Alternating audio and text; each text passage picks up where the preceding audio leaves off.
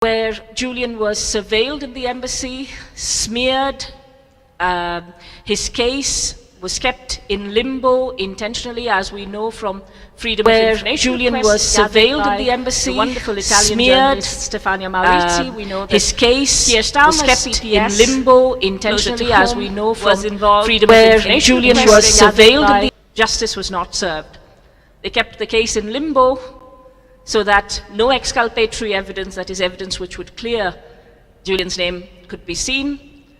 They said, don't you dare get cold feet, when the other side wanted to drop the case.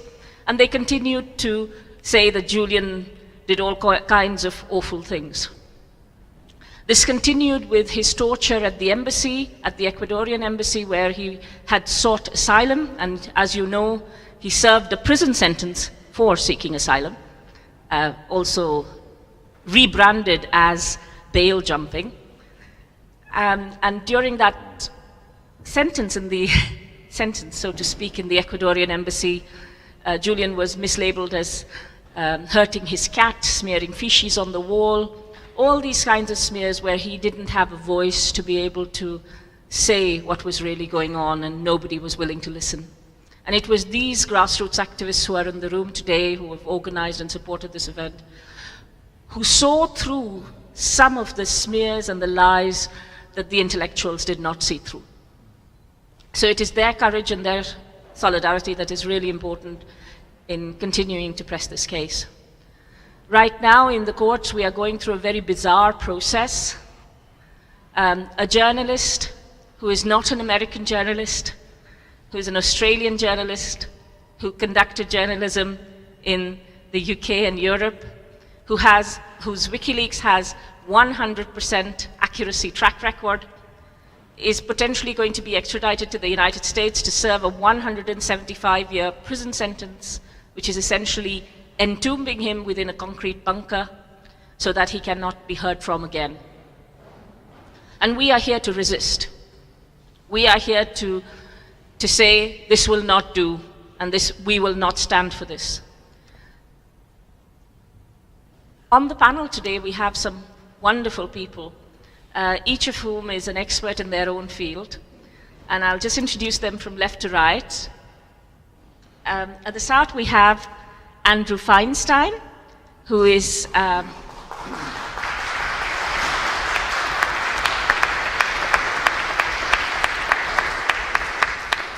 globally known for his work on the arms trade. He heads an organization called Shadow World Investigations. And Andrew's done so much to reveal what's going on behind the scenes, and done it so courageously in so many ways.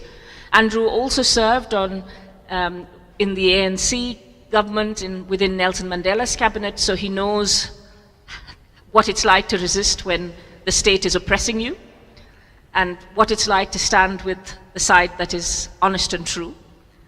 Next, we have someone who has played a very, very important role in bringing Julian's voice, in bringing the case for Julian, rather, to Parliament. And Chris Williamson, whom many of you know from previous events, very important.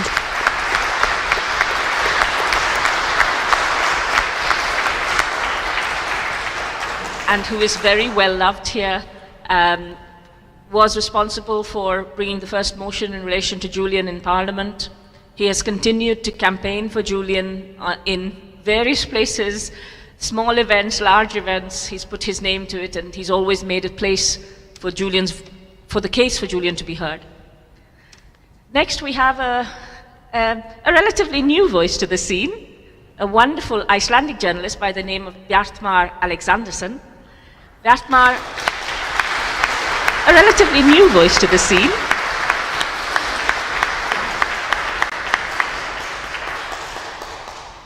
As you may all know, Bjartmar wrote that fantastic piece and did the extensive legwork that went behind it in relation to Siggi Ingi Thordarson, who is the Icelandic witness in Julian's case that the FBI have, I mean, the easiest way to put it is bribed into misrepresenting what Julian did. And I'm hoping that Bjartmar will tell us a little bit more about his investigation and what happened.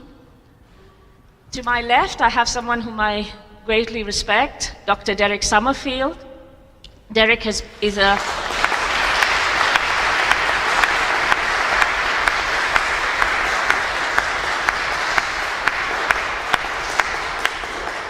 psychiatrist within Doctors for Assange. He has spoken out on a number of occasions about the psychological torture of Julian. Derek is also known for his role as the chief psychiatrist at what is now Freedom from Torture. So it used to be called the Medical Foundation for Torture Victims, right? Yeah. Thank you very much for joining us, to all the panel. And we have an empty seat here, and he will be joining us shortly. It's for Lauri Love, and we will give him a round of applause when he arrives.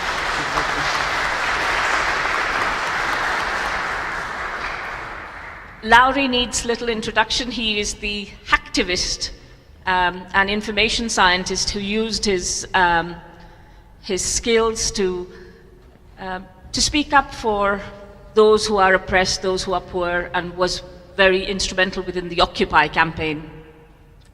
I'd also like to introduce a couple of people who are in the audience whose work has been crucial to having these events. I'm sorry for the long introductions, but one of them is sitting right at the front. It's Somerset Bean, who's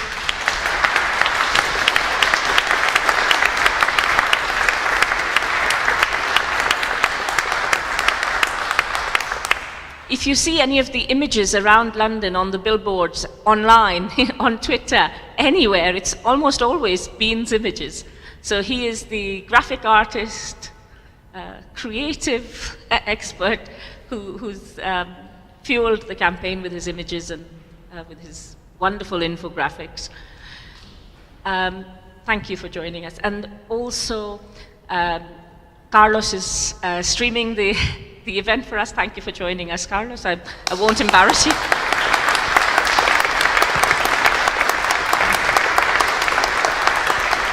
So as you can see, Carlos is capturing images, so please make yourself scarce upstairs if you don't want to be caught on this screen.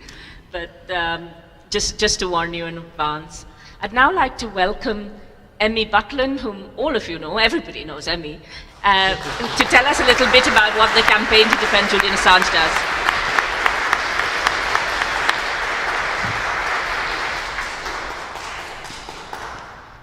Thank you very much, Deepa. It's an honor to welcome everyone here. We are back after a long period of absence when the country has been facing a pandemic. We're extremely grateful to the people who've turned up. As I said to Deepa, we have to start meeting again in a safe manner.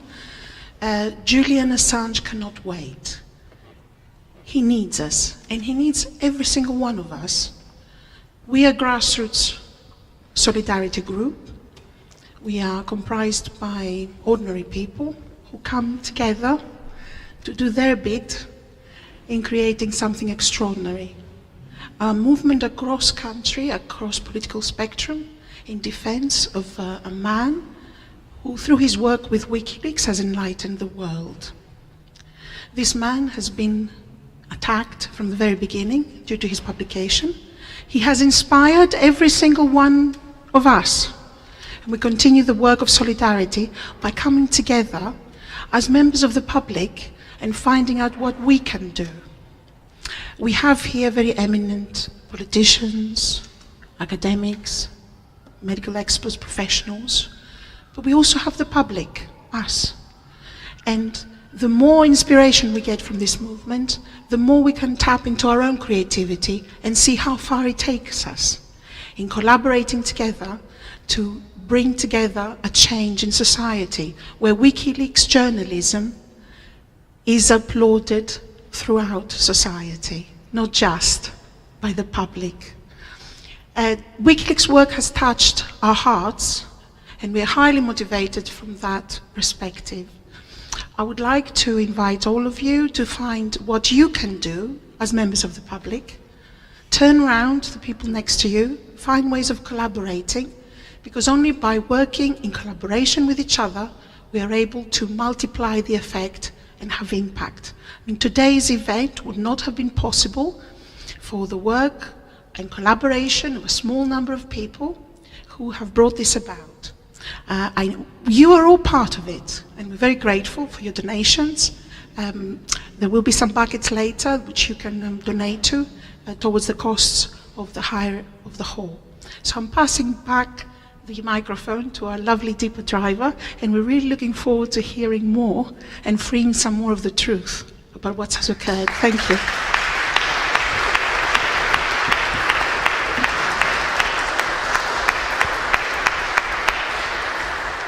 Thank you. I'm now going to invite Bjartmar, who's put out the latest scoop in relation to the Assange case, and to tell us a little bit about the key witness in the FBI's prosecution against Assange, why he's important, who he is, and what Bjartmar found out about his testimony and about him. Yeah, thank you for that. Yeah, my name is, I always say to these people, my name is Bjartmar Alexandersson, or full name Bjartmar Oddur Þeyr Alexandersson. Yeah, it's a long Icelandic Viking name. Talked to my parents about that. This case is one of the strangest ones I've ever worked on regarding a person involved in a case. Even for Icelandic standards, and trust me, we have wee ones.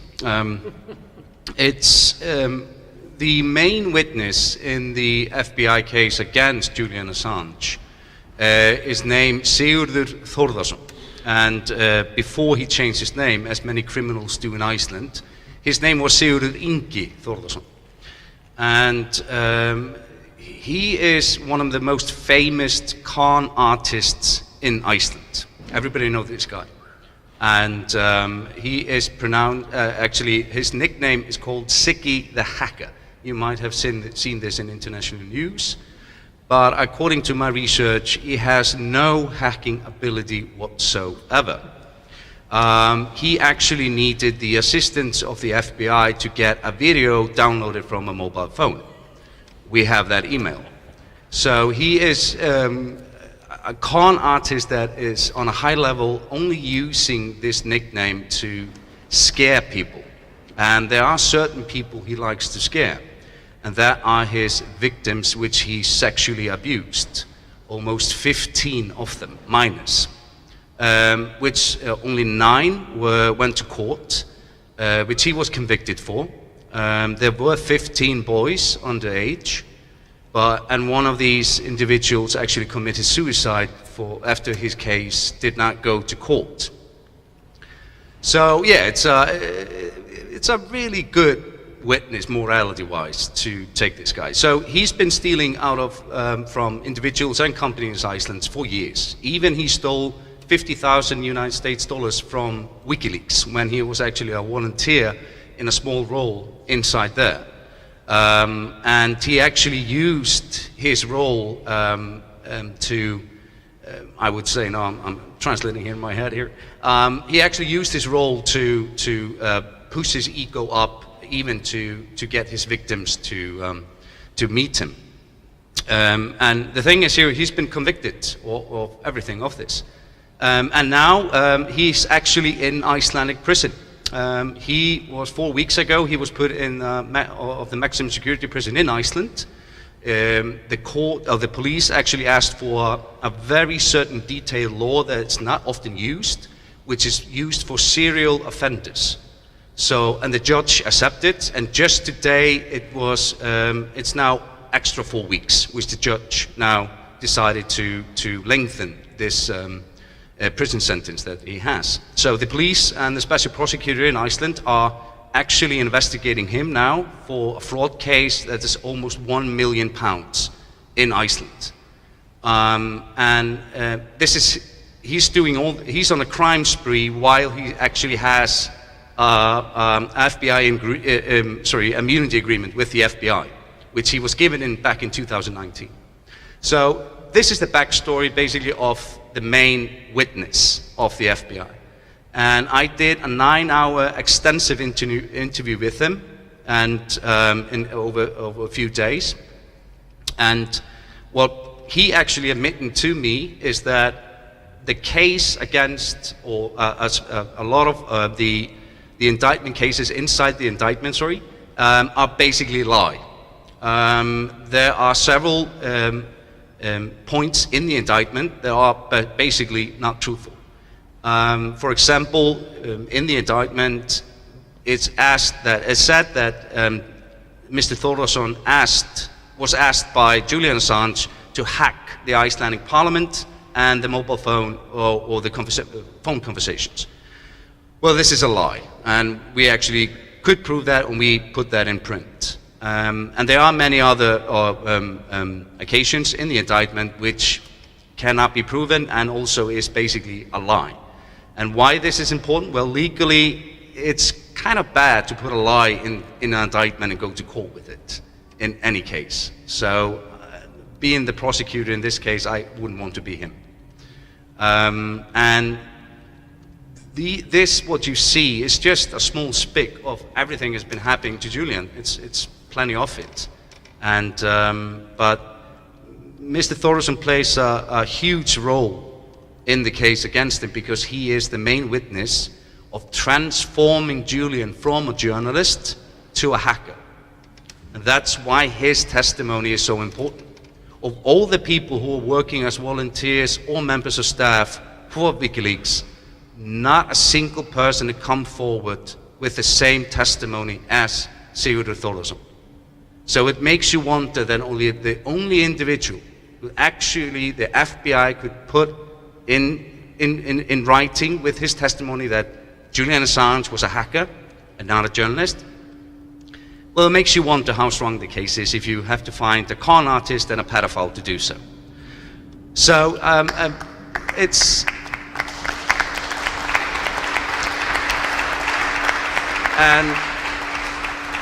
And everybody knows this guy back in Iceland. Nobody knows them internationally until now, most of the time. But he's still conning. No, not anymore, at least in prison. But he was conning all the time when this case was going on. The most important thing also for me as an Icelander is how the U.S. government and the FBI lied not only to their citizens but to the citizens of Iceland, and they abused our laws in Iceland to go on with this investigation inside Iceland during the time. So that's also a story that I've been writing on how they abused their power in Iceland to basically do illegal things. But we stood back. Our interior minister actually threw the FBI out of the country back in 2013. So we in Iceland, we don't like these basically assholes in this matter, if I can say that. But it's a really important thing inside the indictment. It is a legal thing. Yes, it can be really complicated for normal people to understand the legality of this testimony. But as I always say, it's basically a testimony of a liar, a pedophile, and a criminal. So hopefully now, through the appeal case, the UK courts will see that this case is built on lies, and there was never a case in the beginning to make Julian anything than a journalist. If he's a hacker, then I'm a hacker, because I have published documents, and so to try to create some kind of a weird monster out of this guy, you know, he's just doing his job, as I'm doing mine. And I think, you know, personally, I think they just saw losers. That's the thing. They had secrets, they couldn't hide it, and they became public, and they were embarrassed. And this is most of the news that I write, that I embarrass people that are actually trying to hide something and the truth comes out. So hopefully we will see something happen in the next 2 days. The trial starts tomorrow, and for 2 days, and let's hope that in a few weeks, 4 to 8 weeks, I think, we will have a verdict that shows that this case was complete bullshit. Thank you.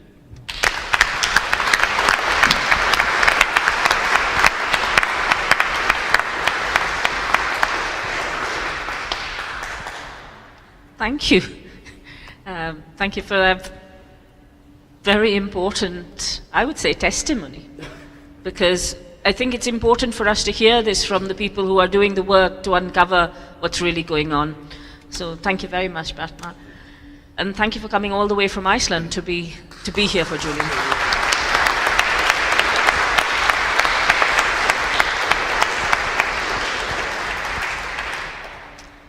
Bjartmar talked about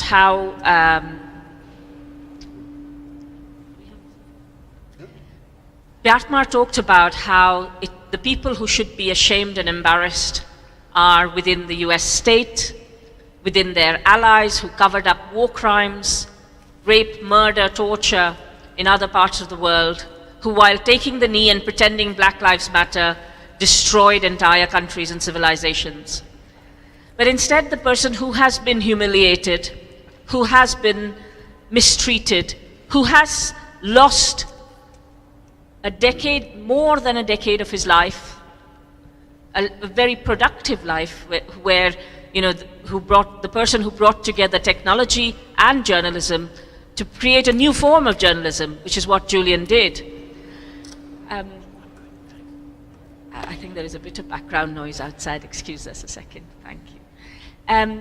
I'd now like to invite Dr. Derek Summerfield, who's an expert on torture, to tell us a little bit about what torture is, how Julian has been tortured. Is it just the use of a very exaggerated term? When we talk about Julian being tortured, what does it mean, and what effects will he be suffering at the moment, or what effects can one expect him to be suffering at the moment? Sorry.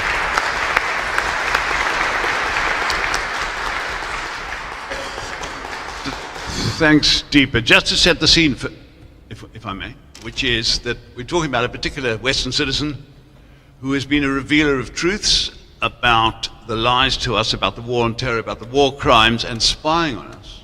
And this takes place in the context of the erosion every day of civil liberties in this country, something that has started from the Blair era. Gareth Peirce, the human rights lawyer in London, says that the UK has a human rights emergency running just under the surface. And Assange, I think, is part of that.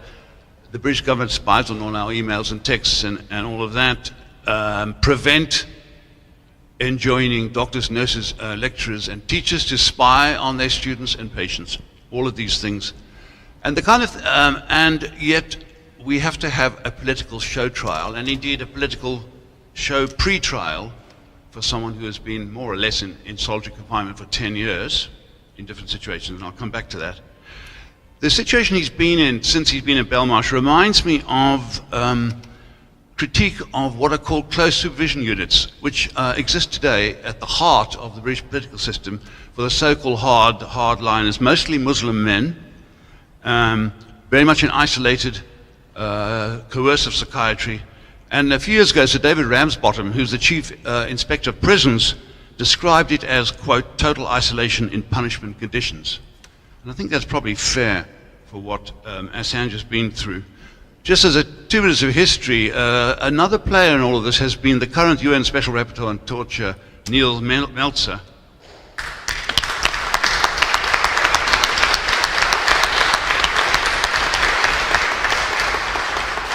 I presume he's not here. No? But I've had a lot of involvement over many years with Palestinian human rights, and I've met a lot of UN special rapporteurs, and they're quite cautious about what they're prepared to put their name to. And Meltzer's been quite different from the start. When he met Assange in prison 2 years ago, he said this is someone akin to someone who's been psychologically tortured, and talked about the destruction of the individual, quote, downward spiral, something deliberate and cumulative. Meltzer said that in 20 years, he'd never seen a group of democratic states so ganging up on a particular individual. And he requested that the UN retract authorization of extradition and brought in the UN Working Group on Arbitrary Detention. As you know, the British government has abandoned him, as has the Australian government, the country of his birth, of his citizenship, and have responded to nothing. We've done to multiple calls by well-heeled signatories around the world, and Noam Chomsky, and that sort of thing. So where are we with him? Total isolation and punishment conditions. I might note that solitary confinement is associated with a longer-term higher death rate for various reasons. And what he's been going through, obviously, as we could all imagine, is persistent attacks on all of our social needs for privacy, dignity, social connection, personal identity issues, you know, the constant shaming, vilification, and he couldn't speak it back, hopelessness, helplessness, fear, anxiety, all the things we can imagine, which are indefinite and which must be no more assuaged now than they were a few years ago on the eve of, this hearing tomorrow, as well as sort of sensory deprivation, surveillance, decreased access to lawyers, a scandal in itself, and spying on the lawyers. There's a sense in which this is it's been a kind of long drawn out hand drawing and quartering, as they had in the Middle Ages, where the execution of someone was preceded by various sort of grotesque punishments and mutilations, which drew it out into this long process. So that's sort of where we are. As Tariq Ali said the other day, everyone knows this stuff is true. I mean, no one's saying it's not true. You know? And millions have died, millions. Huh? Non-Westerners have died. It's funny to think about that. What Assange reminds us of is that these millions of people have been mere feathers in the weight that they bear on the scales by which the US and the UK and others measure their interests in the Middle East. That. If we lose this, I don't know. And so he stands as a sort of unique truth teller, really. I mean, there have been a number of truth tellers around. Noam Chomsky at a different level as a truth teller, these sort of people. But we see what happens to truth tellers in the current age of so-called Western liberal democracy.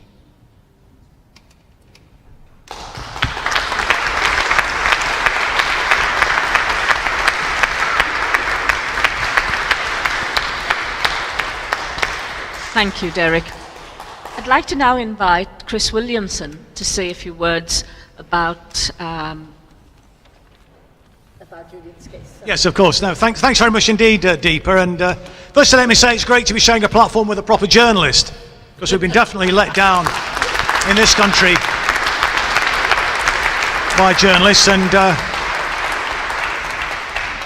so let me start really by paying tribute to you, Deepa, for your tireless work in Julian's behalf, and of course the Julian Assange Defence Committee too, who've been relentless in fighting Julian's corner from the very start. People like Emmy Butlin, who we've heard from already, Clara Campos, and of course Fidel Neves, the former consul at the Ecuadorian embassy. They've demonstrated what solidarity really means. Look, I'm sure we'd all agree here that Julian Assange is an inspiration to the world and a role model for others to follow.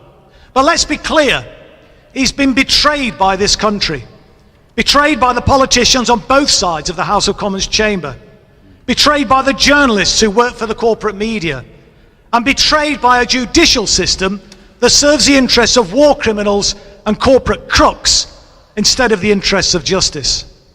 Julian's treatment by the British establishment is nothing short of an international outrage. It's brought shame on our country. And of course, it's being done, let's remember, it's being done in our name, because we're supposed to live in a democracy, aren't we? So it shames all of us too. But I object and I reject the system that's incarcerated a journalist for telling the truth, for exposing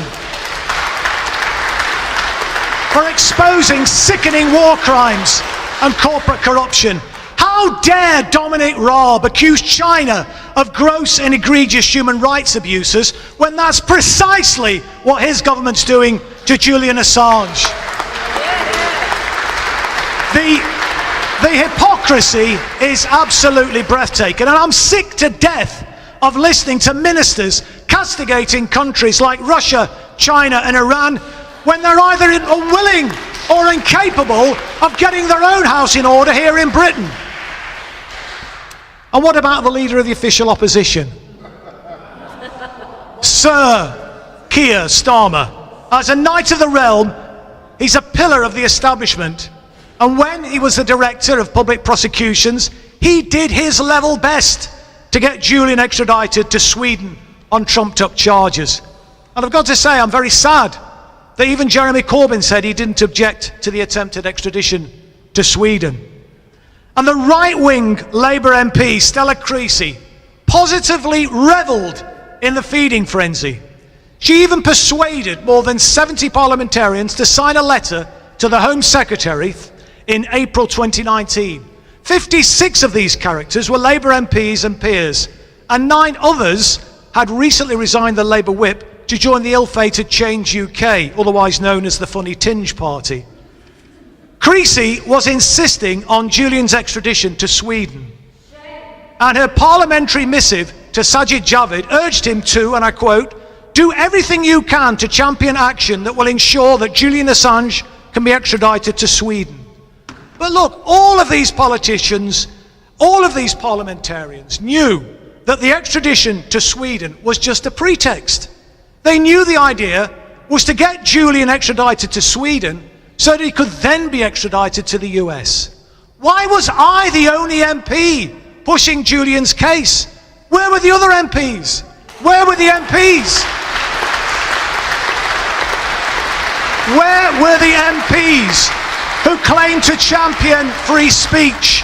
Where were the MPs who bang on about a free press? And where were the socialist MPs who protest about corporate corruption and illegal wars? The unacceptable truth is they were all keeping their heads down. And I've got to say, the silence was deafening. Now, I'm obviously pleased that some MPs are at last speaking out. I just wish that senior figures like Jeremy Corbyn, John McDonnell and Richard Bergen had used their positions when they were shadow ministers to plead Julian's case. But look, the number of MPs who are speaking out is still woefully inadequate. So Julian has clearly been betrayed by Britain's political class. But what about his fellow journalists? With a few notable exceptions, their role has been utterly contemptible. One of those notable exceptions is John McAvoy. He's an investigative journalist who writes for publications such as Declassified UK and The Canary. He recently highlighted the deathly silence of journalists who'd previously mocked Julian, but then said nothing about the shocking revelations, and they really were shocking revelations, that the CIA were plotting to kidnap and assassinate him. Apparently Mike Pompeo wanted revenge after WikiLeaks published the Vault 7 files in 2017. This, as I'm sure you're aware, was the largest leak in CIA history, and it revealed how UK agencies had held workshops with the CIA to find ways to hack into the household devices of every citizen in the United Kingdom. Why didn't the Fourth Estate call out this clear abuse of power? And why hasn't there been wall-to-wall media coverage of the CIA's covert plans to murder an award-winning journalist on British soil? It's an absolute disgrace and an outrage.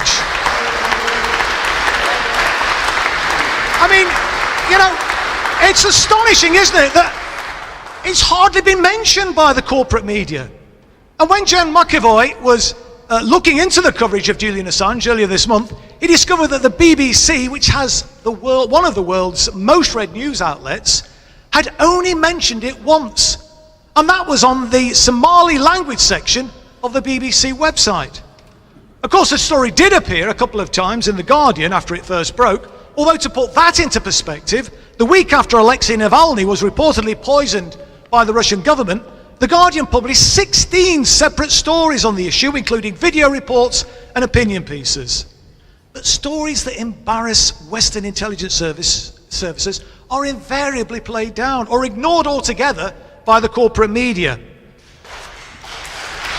Thankfully though, independent outlets like Declassified UK, The Canary and The Grey Zone still have some journalistic integrity. The independent media are the only ones who are still prepared to pick up the cudgels on our behalf. And it was The Grey Zone that first provided the evidence of a CIA-linked proposal to kidnap and poison Julian in May 2020.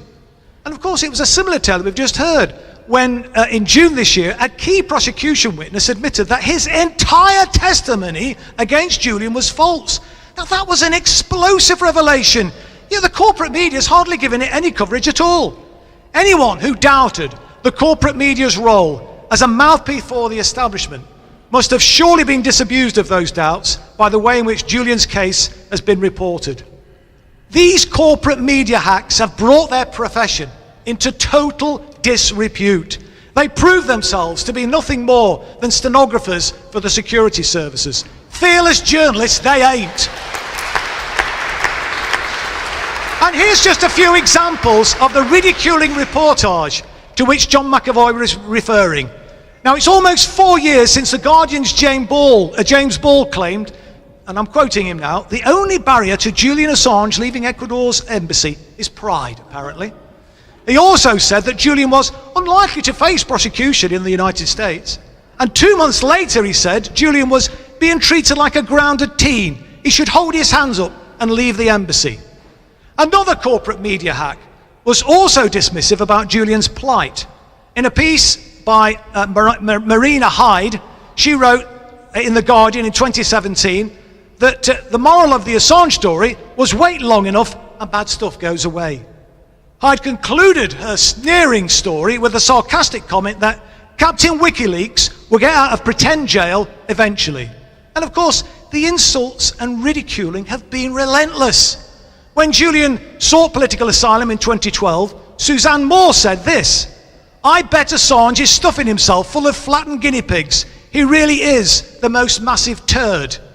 And let me quote what she said in an article for the New Statesman after Julian was arrested in 2019. She referred to him as a demented-looking gnome being pulled out of the Ecuadorian embassy by the secret police of the deep state, or the Met, as normal people call them. Incredibly, this horrendous hack won the Orwell Prize for Journalism the same year. I mean, it's hard to believe, isn't it? For what was described as her stubborn and brave commentary. But unlike Julian's work, there's nothing remotely brave about this cynical character's scribblings. Never mind the Orwell Prize for Journalism, she's more like a functionary from the Ministry of Truth. I just wonder what George Orwell would make of her if he was alive today. Remember, he said that speaking the truth in times of universal deceit is a revolutionary act. And Suzanne Moore is complicit in that universal deceit, as is Nick Cohen, who in 2012 described Julian's supporters as the definition of paranoia. And he scoffed at the idea that the US could prosecute Julian and pejoratively called him the incontinent leaker. Cohen confidently proclaimed the First Amendment to the US Constitution is the finest defense of freedom of speech yet written. He also insisted that the American Civil Liberties Union thinks it would be unconstitutional for a judge to punish Assange. And he boldly declared that Britain has a notoriously lax extradition treaty with the United States. Every single one of Cohen's assertions was wrong. These corporate media hacks are an absolute disgrace, and their employers are even worse. Not one of them published the observations by Nils Melzer on Julian's case. As we've heard, he's the UN Special Rapporteur on Torture. In June 2019, he wrote a piece for the Medium blog site. He admitted that he was skeptical when Julian first appealed to his office for protection. And let me quote a few passages from the article that he wrote. He said, "Like most of the public, I'd been subconsciously poisoned by the relentless smear campaign which had been disseminated over the years. So it took a second knock on my door to get my reluctant attention. But once I looked into the facts of this case, what I found filled me with repulsion and disbelief. In the end, it finally dawned on me that I'd been blinded by propaganda and that Assange had been systematically slandered to divert attention from the crimes he exposed. Once he'd been dehumanized through isolation, ridicule and shame, just like the witches we used to burn at the stake, it was easy to deprive him of his most fundamental rights without provoking public outrage worldwide. Of course, these observations were absolutely apposite, and it's the corporate media who've outrageously peddled the smears to dehumanize Julian. So that's the political class and the corporate media. What about the judicial system? Well, so far it's proved itself to be nothing short of a sick joke. Why on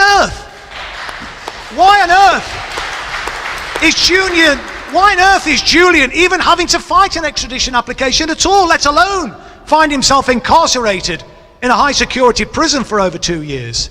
Article 4 of the extradition treaty between the UK and the USA is unambiguous.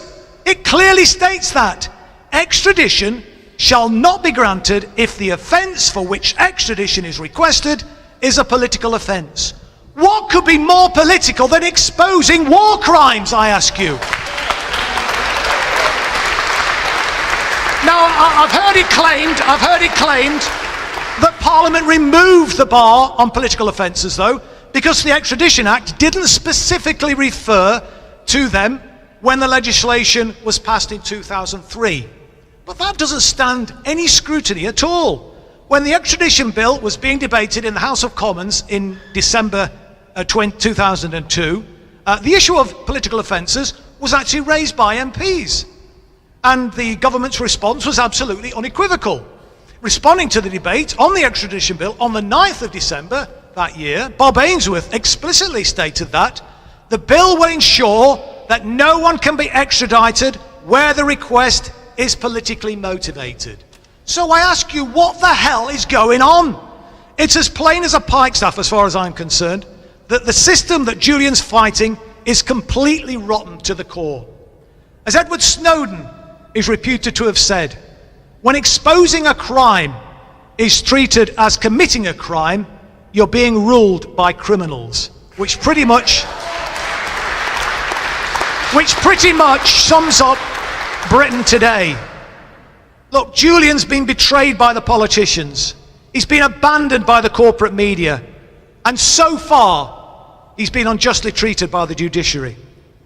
But we, the people, are Julian's last line of defence, and failure is not an option.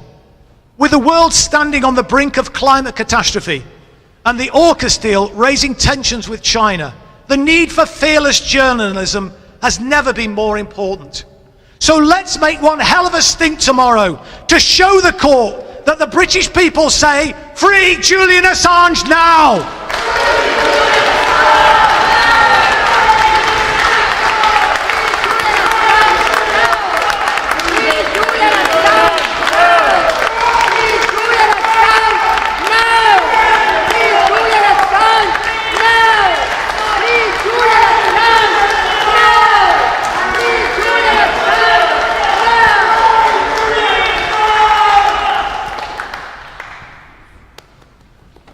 Thank you for that very inspiring speech, Chris. And if there's a revolution, Chris is always at the head.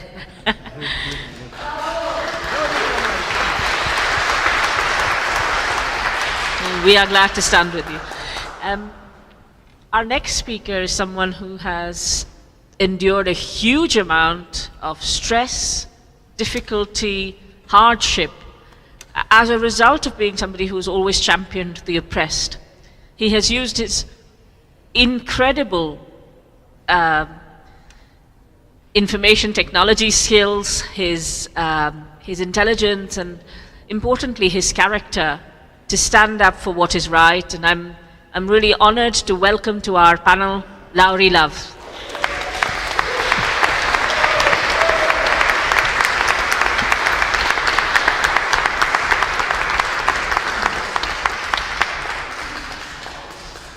Hello, hello everybody. Can you hear me? So firstly, apologies for being somewhat delayed. Traffic and other things conspired to make me later than I planned to be. I'm thankful to be invited and honoured to be sitting amongst such distinguished individuals and, may I say, comrades. And to paraphrase Oscar Wilde, Eke hacker. I am a hacker. I do not deny it. I claim it with pride. As I define a hacker to be someone who sees technology not just as a product that is given to them in a way that it was designed by another to serve some other purpose, but as an open possibility to be taken apart, put back together in new and interesting ways to change the world, hopefully for good. And it was in that spirit of the hacker, as one who can forge a path in the frontiers of world that's ever changing because of technology, that I joined the internet at a tender early age in the 90s, and was inspired by the likes of Julian Assange, by the likes of John Perry Barlow, who wrote the Declaration of Independence of Cyberspace, which is too long, so I'd love to read it in full, but we don't have time. But the basic thesis was that there is a new world, a new digital world, where everyone is brought together, everyone has in potential an equal footing, an equal ability to associate, to exercise freedom of speech, to enrich themselves through access of information, and to dream, and by dreaming bring about a different world. And that this new space, this new cyberspace, must be free from the anchors that have weighed down societies, the agenda, the limitations of region, factionalism, divisions of ethnicity, language, religion, and mundane politics and greed. And so these people, these pioneers, some of them called cypherpunks because they used the science of cryptography, ciphers and beyond ciphers, the ability to design systems so that there isn't a need to trust, there isn't a need to depend on powers and authorities being benevolent and being in our best interest, that we can take the power into our own hands to communicate one with another securely, to create our own infrastructure for the collection and dissemination of information.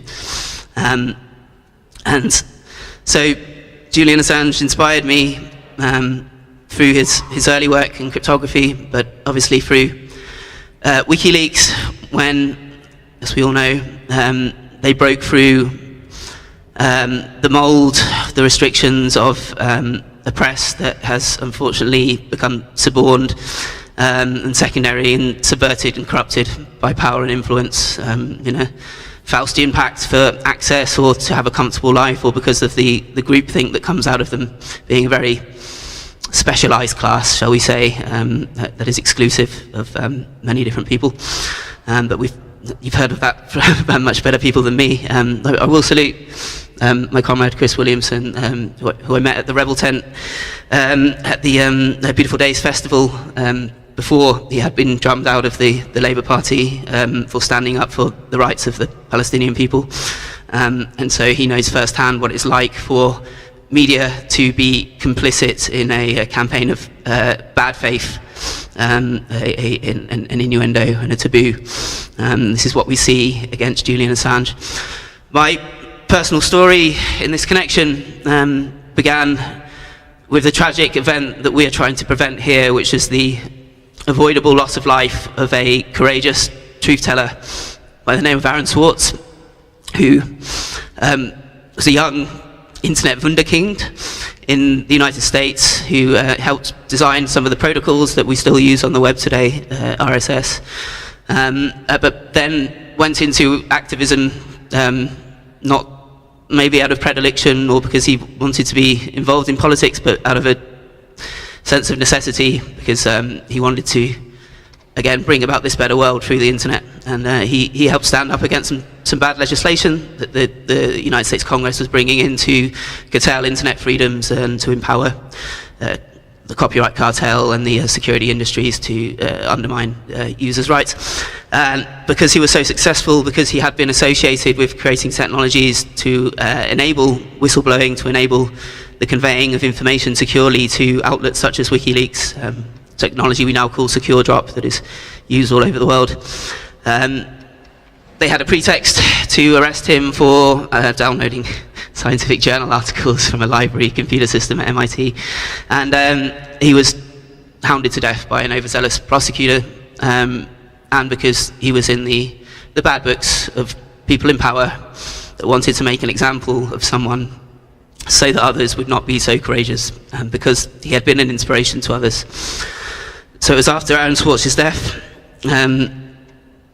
that there was a campaign on the internet, an activist campaign, shall we say, under the the banner and branding of Anonymous, trying to make, shall we say, a forced point through the exercise of political speech, through means and methods considered outside of the acceptable ones, but non-destructively, but certainly getting a message out there on various government computer websites, saying that something has to change. And just to summarize it, the reason why Aaron was able to be forced into the tragic decision he made to end his own life was because the United States federal justice system, I have to put the air quotes around justice in my head, operates under a coercive plea bargaining system where by 97% of federal criminal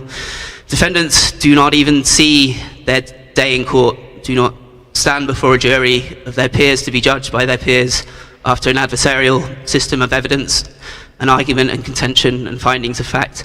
Instead, they take a plea bargain, they take an offer they can't refuse, to quote a film about gangsters, because this is a story about gangsters.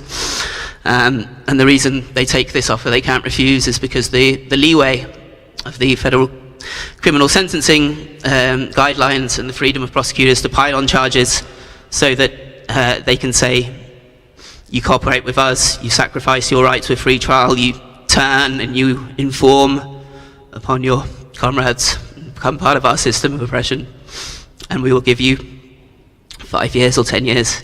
And if you don't, you'll face 75 years, as Aaron faced for accessing science, 99 years, as I faced for allegedly speaking up about this, and over 100 years, as Julian Assange faces for giving the world evidence of war crimes, of torture, and horrific things done in their name with their tax money, ostensibly in the interests of safeguarding freedom and democracy. And so it was delightfully ironic, as we say in the habit of British understatement, when I found myself potentially subject to that same American injustice system, when, after they failed to bring charges against me in the United Kingdom because I didn't agree to subvert my own use of cryptography, because I believe that people have a right, not only a right, but a responsibility to store data securely against robbers, against abusive partners, and against an abusive state. So, having not helped our lovely National Crime Agency put me in prison here, I had the three remarkably similarly dressed people in trainers and short back and sides turn up to my door and say that they were taking me back to America. And as they didn't seem to appreciate, this was the Metropolitan Police's extradition squad, didn't seem to appreciate that I hadn't been to America, and likely never will. But regardless of the fact that I haven't been to America, and as such, under the common sense understanding of how criminal justice should work, could not have broken their laws, which, if they have validity anywhere, that validity must surely end at their borders and not extend across the world. But somehow I was, regardless, taken to the police station, taken to Westminster Magistrates Court. My parents had to cough up a significant, for them, sum of money, less significant than the amount that had to be coughed up for our friend Julian, but regardless, I had to go to prison for a short time until the bail was secured. And I had the privilege of being able to prepare for the 5-year process, as it ultimately took, to fight this extradition with some limited freedom, just having to travel to a police station quite often to sign bits of paper and give up my passports. But at least I was able to access my lawyers, to access the press, to access the internet, although they did try to ban me from the internet, it didn't quite work. And so I had to go through the process that Julian has gone through and is now, we hope, and confidently have faith, is coming to the right conclusion. And so I'll just speak briefly as to why that process is harrowing in ways that hopefully are not too redundant with what our other comrades have said. So firstly, we might have this naive expectation from watching so much propaganda we see on the television of law and order programs and other attempts to whitewash and romanticize how justice is run by the state, that when you go to a court, there will be some effort at objectivity and there will be some attempt to have fairness, that there will be a judge whose job is to ensure that there is no foul play, that there is no systematic attempts to distort the truth, and that the process shall be fair, that that justice should be blind, that all should be equal before the law. Unfortunately, this is not the case at the best of times. Certainly not for people that don't have the privilege that I have of being white and sort of middle class sounding and male. But in the case of extradition against the United States, there is not even the pretense of a fair process, because the treaty was renegotiated in the wake of the war on terror, or the war on terror, planet Earth, that was engaged upon by George W. Bush, and Tony Blair, and the other lackeys in the coalition of the willing, but had been the agenda of the people behind those convenient representatives for some time, and continues to be their agenda.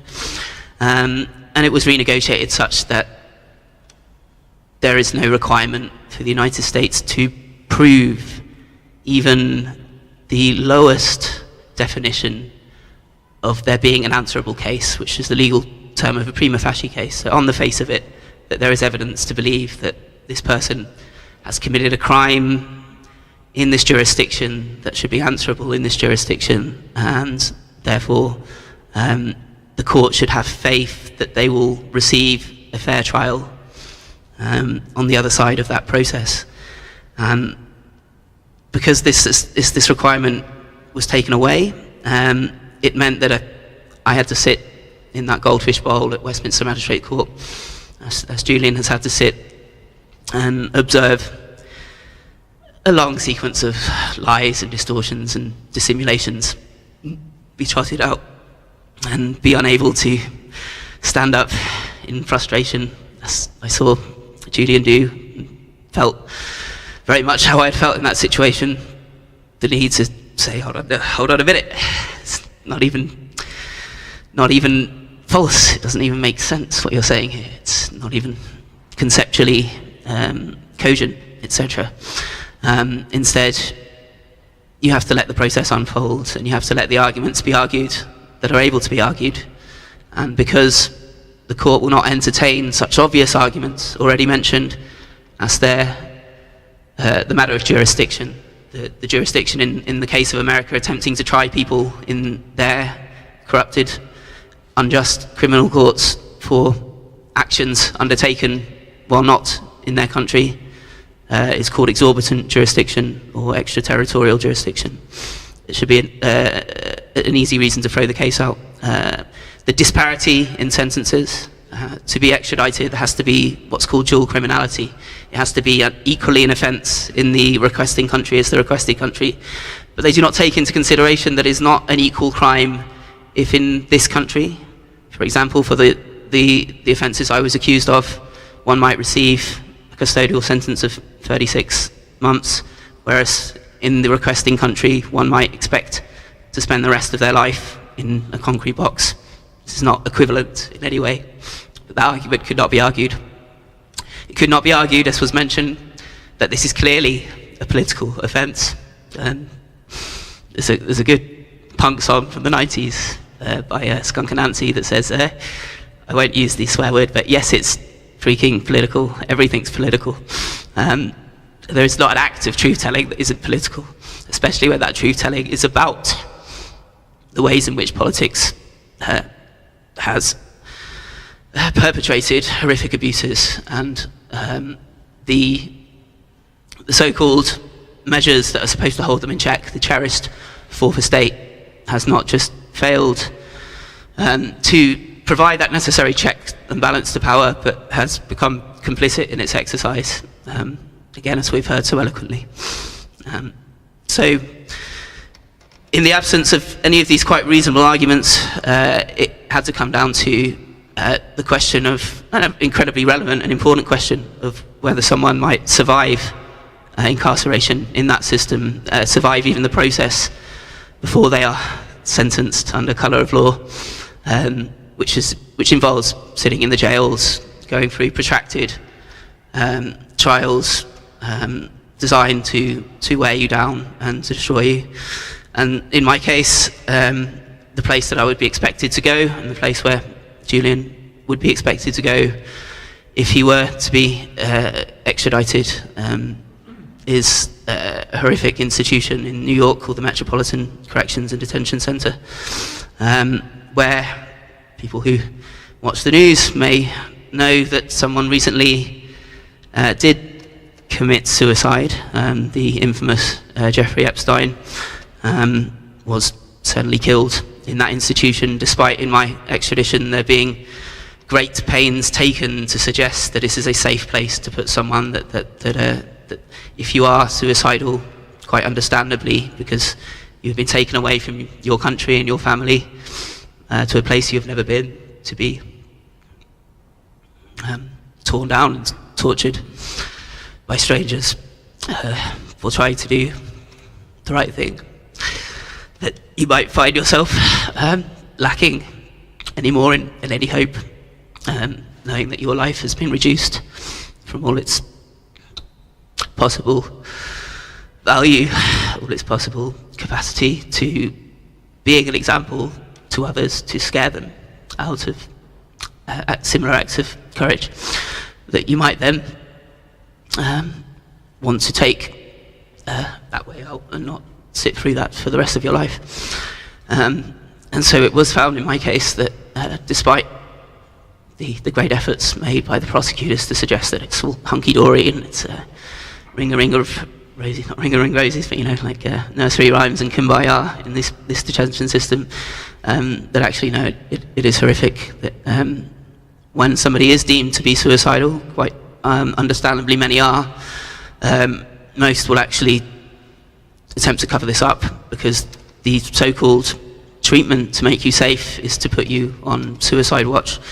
And suicide watch is unfortunately just a euphemism for another kind of solitary confinement, where you are taken away from society, taken away from any group activities, and you are kept in another small cell, not allowed outside, and watched night and day until you find this so torturous that you will make out that you're feeling much better and go back into the general company of the prison. And it is at that point that people sadly effect their suicides, and they do so in numbers that would make you sigh if you were to have had to look into it as I have had to. And so in my case, I lost in the first instance at Westminster Magistrates Court, as was to be expected, because until the case of Gary McKinnon, another person who was accused of hacking, not out of any criminal or malicious intent, but to seek after truth. Before his case, which had to be stopped by a political intervention by Theresa May, and perhaps the one good thing that she did in her career, but opinions may differ, there had been an expectation that the United States would win. It was just the default presumption. After Gary McKinnon's case, they took away the discretion of the Home Secretary to consider the human rights implications. And I have to spell this out, and I'm sorry, I won't be much longer, but I have to spell this out because of how Kafkaesque it is. So whereas before it is and remains both a judicial and a political decision to render up a citizen or a subject of one nation state, of one sovereign territory to another, judicial because it requires an assessment, or should require an assessment of facts and evidence, and political because it's necessarily a transaction between states. And so the final check was that the Home Secretary would be obliged to make that final, to underwrite that final decision, to put their signature or their stamp on it. And they would be required under human rights law in this country, stemming from the European Declaration of Human Rights and the United Nations Declaration of Human Rights, and stemming from case law that says that all decisions of the executive must act in accordance with human rights. They had to consider whether that somebody's right to life and dignity and other human rights would be infringed by this extradition. And the government took away this requirement, and so we had to write a letter to the Home Secretary, and we received a reply saying, well, I'm very much aware of the circumstances, and unfortunately my hands are tied, and I cannot consider whether the likelihood of you dying as a result of me signing this paper is a reason not to do so. So that just baffles me that this is somehow considered to be in line with even our unwritten constitution. But we lost, and it went to an appeal, and the only reason we really managed to get it to an appeal, I should say, is because I was supported, and I owe a great debt to not just many people such as yourselves. I mean, many of you said the same people I recognise and I'm thankful to see again, but also because an organisation that was set up by Julian and WikiLeaks in the wake of Edward Snowden's plight and his flight, and being rendered stateless in Moscow after they they successfully took down a plane of a president of another sovereign country in Latin America to try and get him. A fund was raised for him, and an organisation called the Courage Foundation was created to stand up for whistleblowers and people involved in truth-telling. And it was through their support that we managed to organise a campaign similar to the campaign that I'm seeing in front of me, whereby it was brought to impress upon the courts that this is not just a matter that they can rule with unscrupulously and expect to get away with, because people are watching and people care, and people stand up for what is right and demand not through violence, but not passively either, but forcibly through their voices and their physical presence, and their ability to speak, as people here are speaking, about what is right, and to make others listen, to have them see. And so after another few more years of harrowing process, before a panel of judges on the Court of Appeals, Mr. Justice Ousley, a cantankerous old gentleman who was so far in the prime of his years that he didn't care about upsetting the whatever special relationship politics might require deference to the United States, and the newly elected Lord Chief Justice of England and Wales, or Judgy McJugsface, as I endearingly call him, and I was happy to see this week that he is also on the panel that will be hearing the case tomorrow and Thursday. And if they let me into that courtroom, I will look him in the eyes and remind him subliminally the decision that he and Mr. Justice Ousley came to, which was, and I will quote, that it would be unjust and oppressive,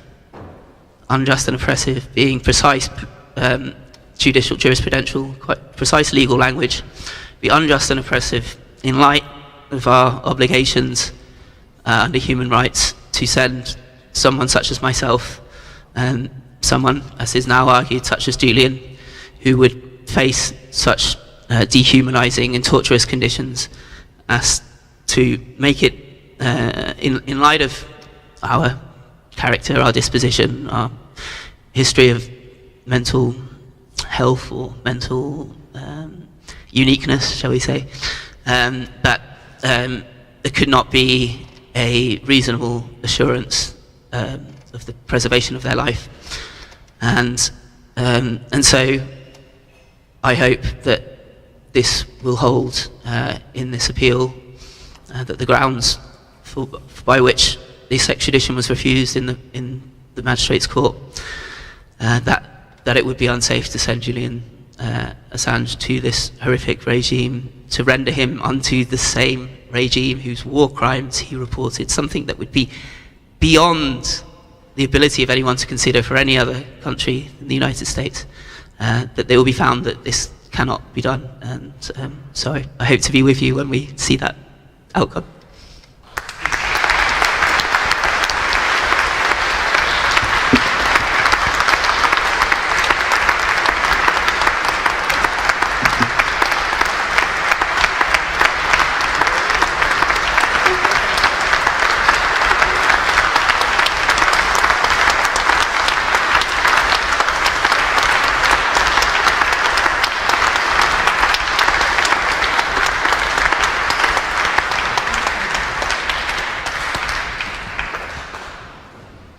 For those watching online, we will now take a 10-second, not 10-minute, but 10-second break just to sort something out with the stream, and then we will restart with our next speaker.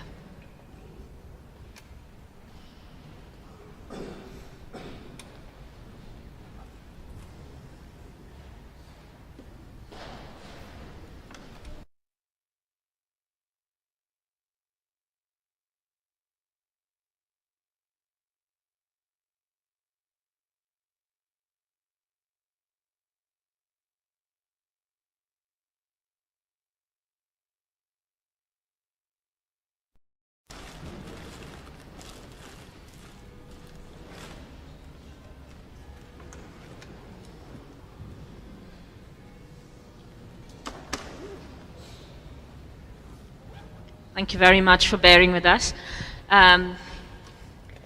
It was wonderful to hear from Lowry and hear the truth. At this time, it's also important for us to, before we move to Andrew Feinstein, to take a minute to send solidarity to Daniel Hale, who is in the Communications Management Unit in the US. Daniel, of course, is the drone whistleblower and has sacrificed a huge amount to be able to tell the truth.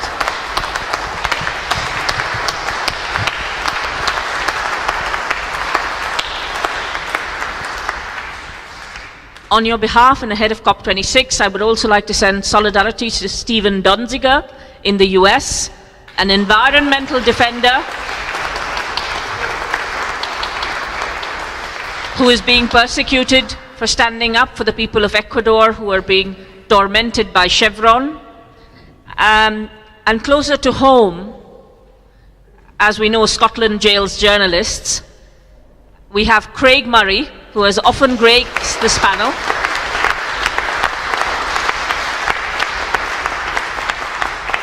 Craig is in Edinburgh's Sorton prison, locked down because there has been a COVID outbreak. And we send him and his family our love and solidarity. And of course, to all those unnamed millions who were tortured, destroyed, who had their homes, their lives destroyed all over the world because of US imperialism. I'd now like to invite our final speaker for tonight, the wonderful Andrew Feinstein, to tell us a little bit about struggle, courage, and more.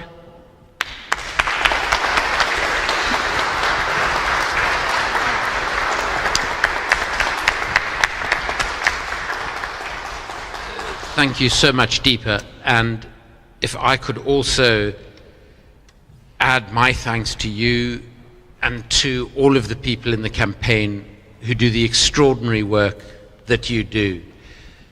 You know, in South Africa, what brought about liberation was active citizenship. And this campaign is a wonderful example of active citizenship.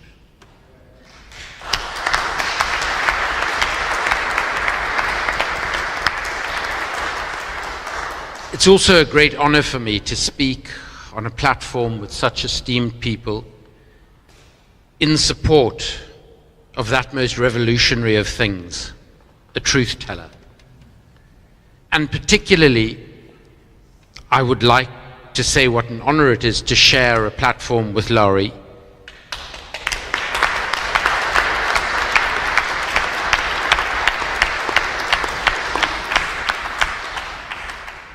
For it is your courage, your imagination, and your humanism to conceive of a better world that is so important at a time when, as we listen to those names,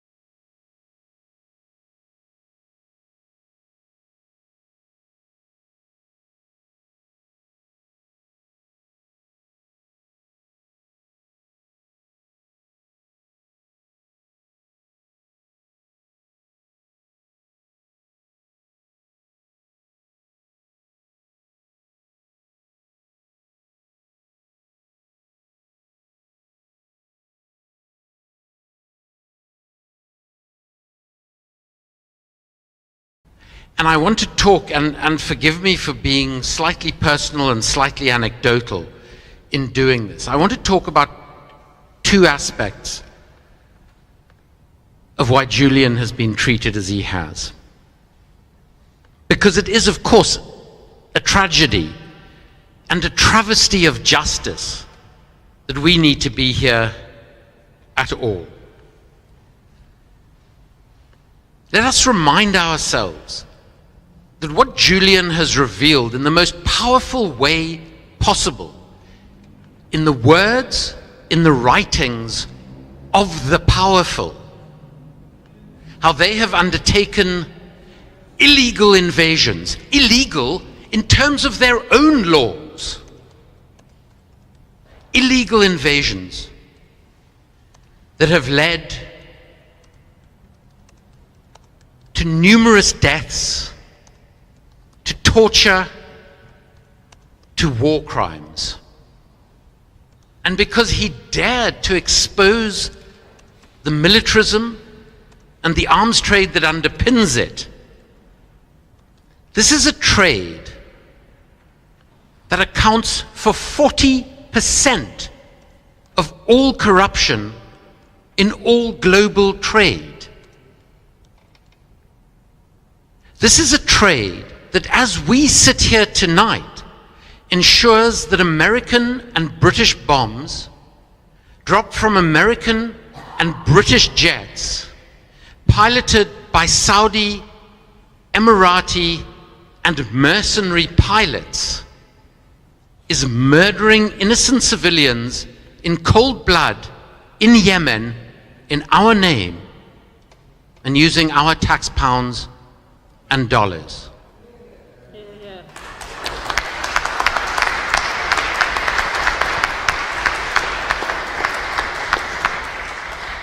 And who benefits from this? Who benefits materially and politically? And it's not always as direct as the case of our former Prime Minister Theresa May, who, as she continued to sell arms into the Yemen conflict, as she gave the go-ahead for bombings in Syria, her husband, through the business that he runs, which is invested primarily in the very defense companies that were profiting massively from these military outrages. It's not quite as direct as Theresa May and her husband were benefiting, but it's as pernicious and egregious, because it is the politicians, their political parties, who receive extraordinary sums of money from all of those involved in this deadly trade. The military and intelligence leaders who leave office to get paid in retrospective bribes with huge signing-on bonuses of the very defense companies to which they have given contracts while they're supposedly serving in public office.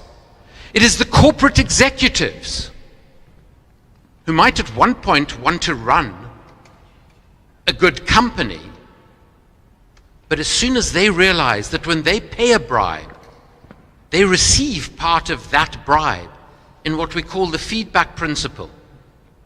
Just as Sir Richard Evans, executive chair of BAE Systems at the time that they paid £6 billion in bribes on an arms deal with Saudi Arabia was rewarded with a £6.5 million apartment in Mayfair in West London. Or Margaret Thatcher's son Mark, who was paid a £12 million bribe on that same deal. These corporate executives soon are not looking for someone to sell weapons to. They're looking for someone to bribe, because that's how they can make the most money. And of course the intermediaries, not the shadowy, dodgy arms dealers of Hollywood films, but the besuited multi-billionaire arms dealers who live in the most expensive parts of London. The bankers, the lawyers, the auditors, and the consultants, all of whom become incredibly wealthy on the back of this trade in death. And of course, all of this is protected by a veil of national security imposed secrecy, the very veil which people like Laurie and Julian and others have been courageous enough to try and pull aside, so that we, the citizens of the countries doing these things, can see what our leaders are doing in our name and with our money.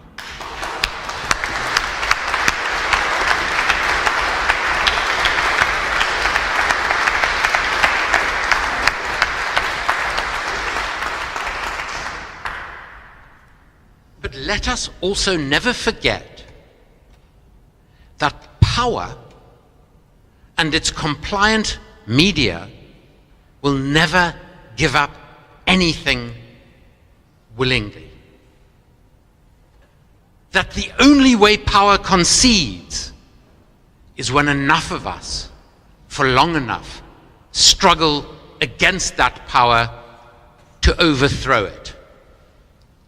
And you know, as we sit here tonight, wondering whether tomorrow the British justice system will do finally what is legally and morally right in Julian's case, or whether it will once again show itself to be the US's corrupt little poodle. As we sit here and imagine the foreboding that Julian must be sitting in his cell with tonight, as we sit here, let us commit ourselves to the sort of struggle that hopefully tomorrow, but if not tomorrow, in another tomorrow, will finally set Julian free. And what gives me hope that this will finally happen is because I had the enormous privilege as a white, comfortable, privileged South African to play a very tiny and insignificant role in the struggle against a legalized system of racism, apartheid. And you know, at very little inconvenience to myself,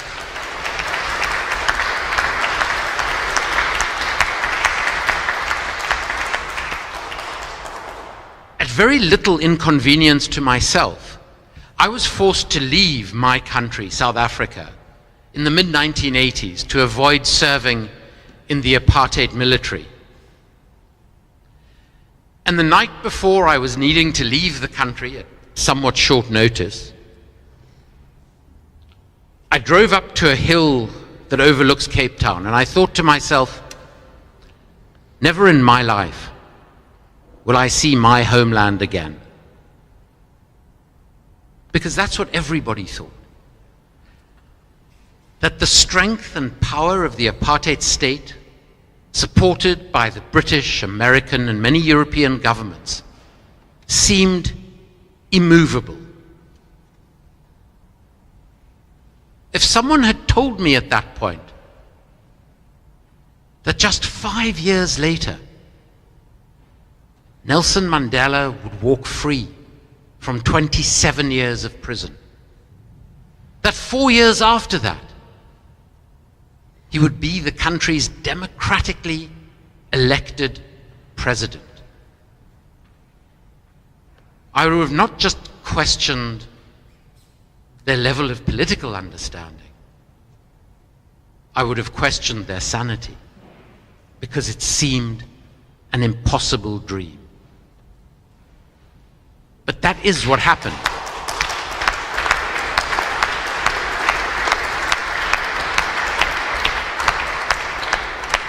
That is what happened in South Africa. And the reason it happened was because the vast majority of South Africans refused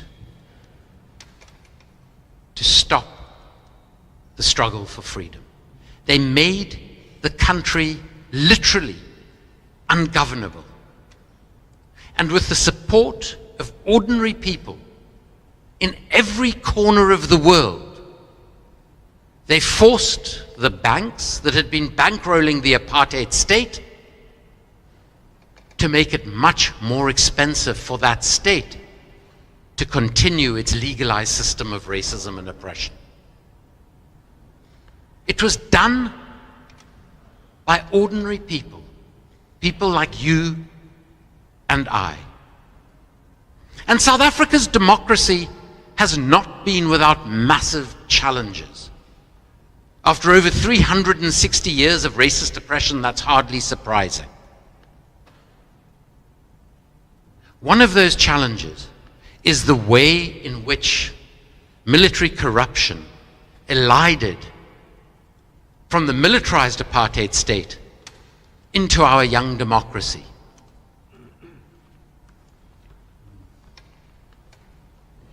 Just 4 years after our democracy, the country decided to spend $10 billion on weapons. Weapons that we didn't need, weapons that we have barely used.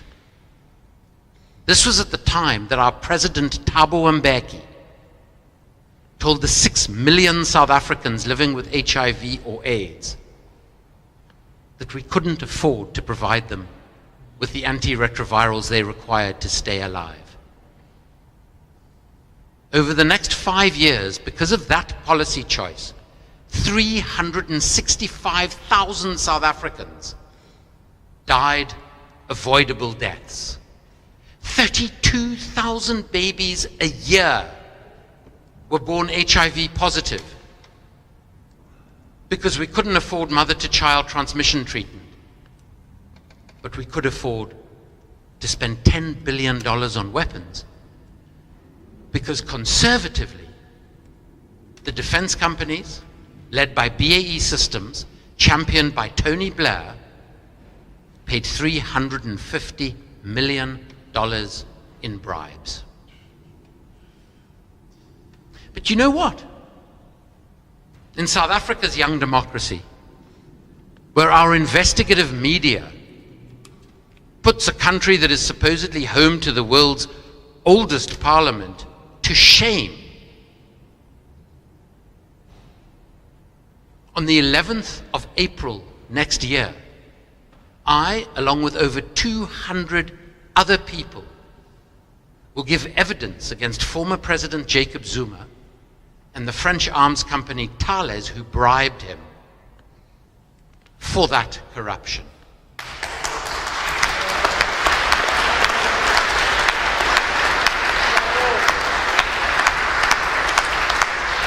But today, I live in a country where Tony Blair, one of the most corrupt war criminals on this planet, not just walks free,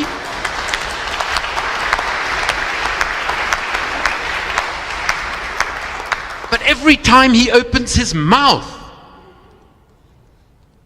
every mainstream newspaper in this country, especially The Guardian, fawn over his every word. While an actual truth teller is tonight in jail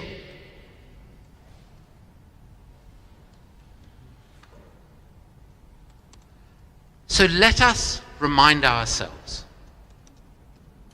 that to change our political system, to change the nature of the world that we live in, that benefits not even 1% of the population of this planet. It is up to us and no one else. And so let us say together tonight, and let us say together tomorrow morning, and let us say until Julian is free, justice for Julian.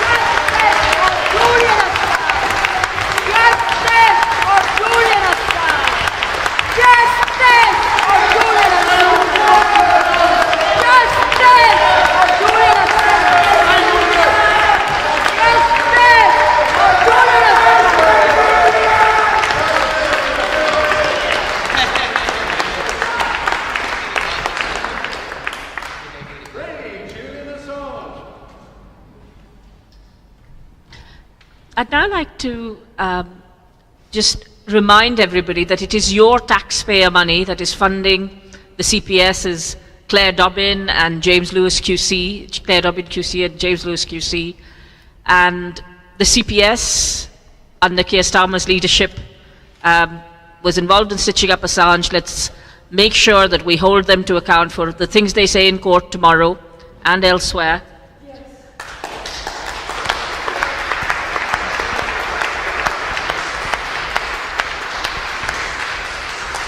Let's remind ourselves that the real criminals are George Bush, Tony Blair, and their numerous allies across the world, including in Sweden, which wanted to prolong the Afghan war so that they could sell more Gripen fighter jets, in Ecuador, where they denied a citizen of asylum without due process, in Australia, where they continue to stay silent on the torture and prosecution of one of their citizens, and in Britain, which facilitates US imperialism.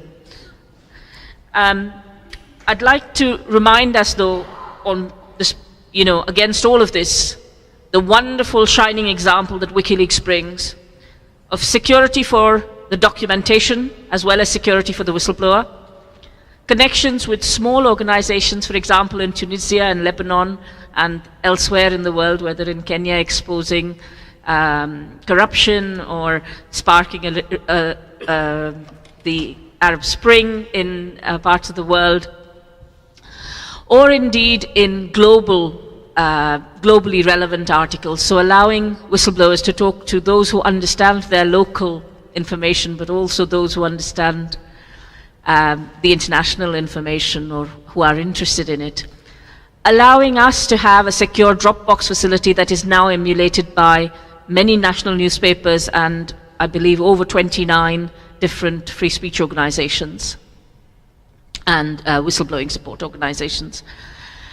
And of course, all the changes to the global media that have taken place, which has put the global media into the pockets of the oligopolists, and WikiLeaks broke through that and revolutionized journalism by allowing both archival and accuracy. And it still continues to have a 100% accuracy record. These are the things we remember Julian for, not what they smear him with. And one of the important things about these Free the Truth events is that we have these brilliant speakers, and I'm very. This is also about us in the audience, talking to them and asking them questions and inspiring them to do other things and inspiring ourselves to go on and set up new things and different things. So before I throw the floor open for questions, and we will take as many questions as we can. I know some of our speakers will leave in a bit, but we will try and answer all questions. Could I just ask, Emmy wants to pass on some information about various actions. Thank you very much for a wonderful panel discussion, Deepa. We're very grateful and proud to support your actions. And thanks to our lovely guests today, all of them, particularly Larry for his courage, because he has suffered through all of this. All of us will be at the court, I expect, tomorrow. So very, very grateful for everyone turning up. One of the things we can do as people, members of the public, is sign petitions. And as I was on the 11th of August inside the court, I looked at the judges and I found they are human like you and I. And I thought, looked around for representatives of the public, and there was none. There was no jury in these proceedings. This is a point that is extremely important and one that we have to revisit in the future for extradition cases. I have here a petition I'd like to quickly read, and I would please ask you to put your names at the exit on that piece of paper. I'll read it quickly. To the judges presiding over US versus Julian Assange.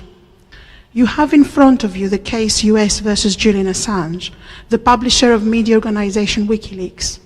The way this case has reached you, you are asked to deliberate on narrow aspects of the law, without looking at the broader picture of the consequences of your decision.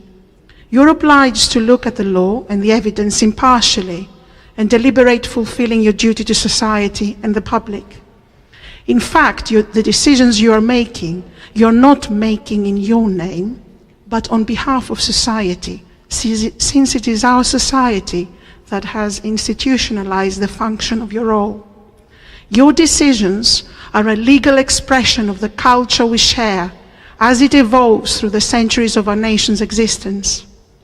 As members of this society, as members of the public, we hold no role and function in the proceedings before you, since there is no jury established and institutionalized in court proceedings today.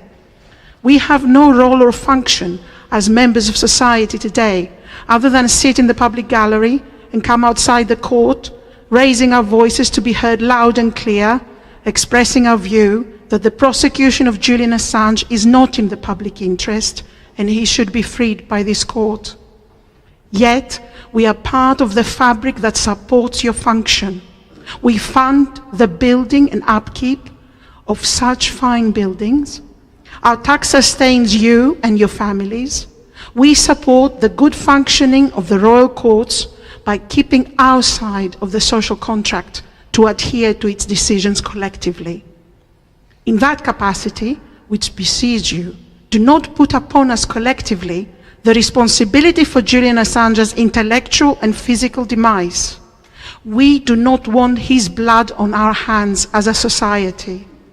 Through his publishing work with WikiLeaks, Julian Assange propagates society's progress through learning and increased understanding of a human condition, how the world works, how our public life really functions, fundamentally supporting the pillars of our democratic system. His work gives the opportunity for enlightenment, desperately needed for people in our society.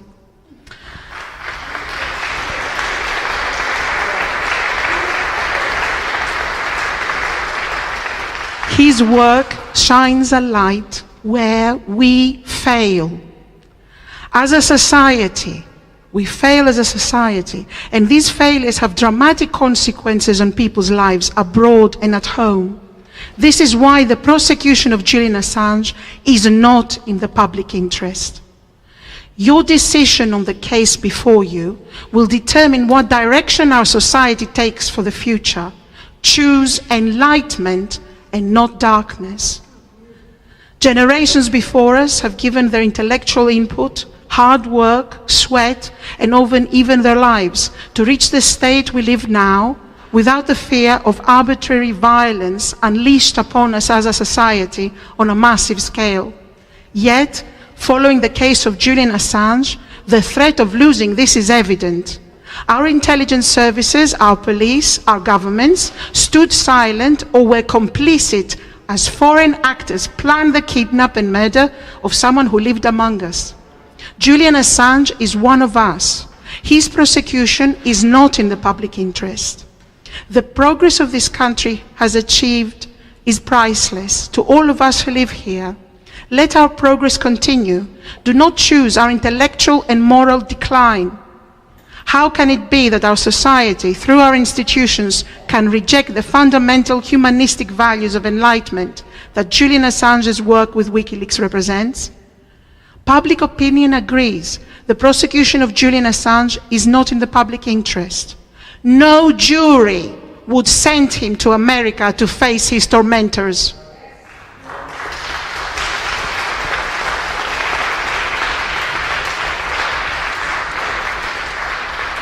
In times when our society is tested, we find out who we truly are, how far we have reached as a society morally.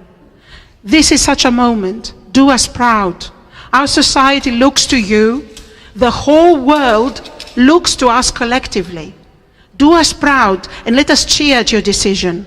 Don't make us hang our heads in shame of what we have become. The prosecution of Julian Assange is not in the public interest. Release him.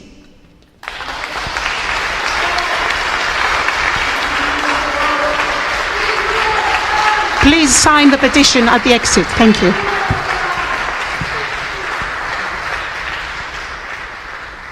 I'd now like to invite questions from the audience.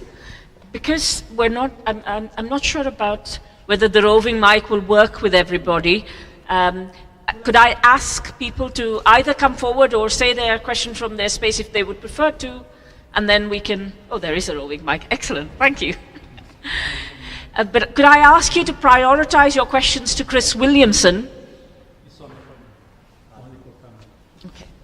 May I ask you to prioritize your questions for Chris Williamson, because Chris has a train right away. So, Calvin? Just bear with us 1 second.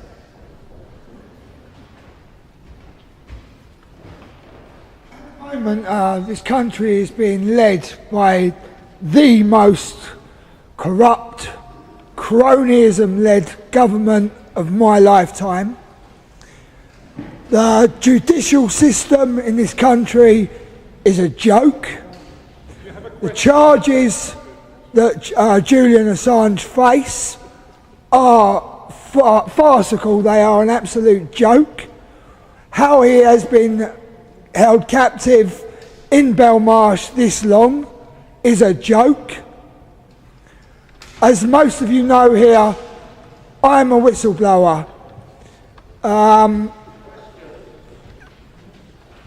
The question to Chris: if you had the say-so today, would you defund FTAC? Would you revitalise the judicial system that this country has? Because what I see is an absolute joke. And one other thing, I've also been held captive. I was held for 18 days. They tried to lock me up for the rest of my life with charges of alleged threats to kill Boris Johnson, and FTAC claim that I had ideas of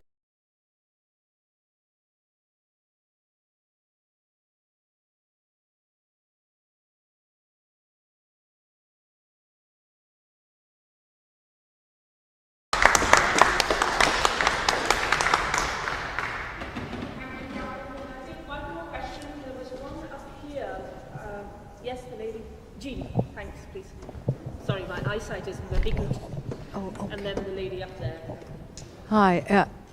Hello? Can you hear me? This is a question for Chris. Some months ago, 2 or 3 months ago, a letter was taken, signed by 24 signatories from the British Parliament, cross-party. 4 people. Sorry, is there a problem? Oh, I need to speak. This is only for the camera. Oh, okay. All right. This letter was taken to Belmarsh. Many of us here in the room were there and saw that letter being presented, or initially looked as though the governor of Belmarsh was not going to accept the letter from our elected MPs. My question is, given your knowledge of how Parliament works, what happens to such an initiative? It seems to have disappeared. It was a request to have a video meeting with Julian Assange, and I would have thought that the people who signed that would now be putting pressure to it for that to actually happen, but it seems to have disappeared. So how does the parliamentary mechanism work in that respect? How do they keep pushing for something that they want to have happen like that?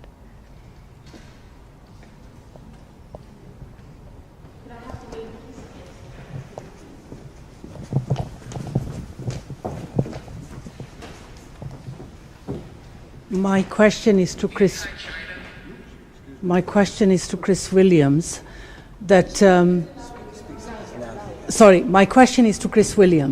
Okay, we all know the issue is exposing what Julian has done.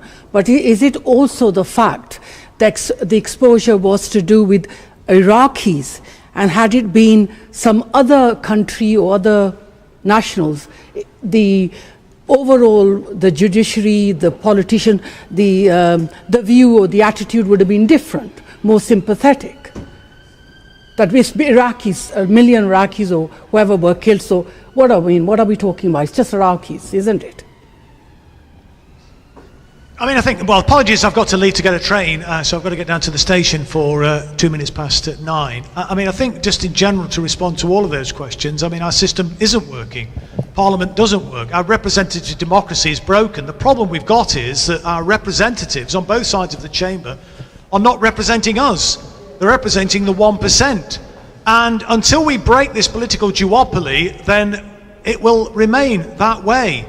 So I think my call to all of you today and everybody who's watching is that we have to band together in order to demand a different type of system.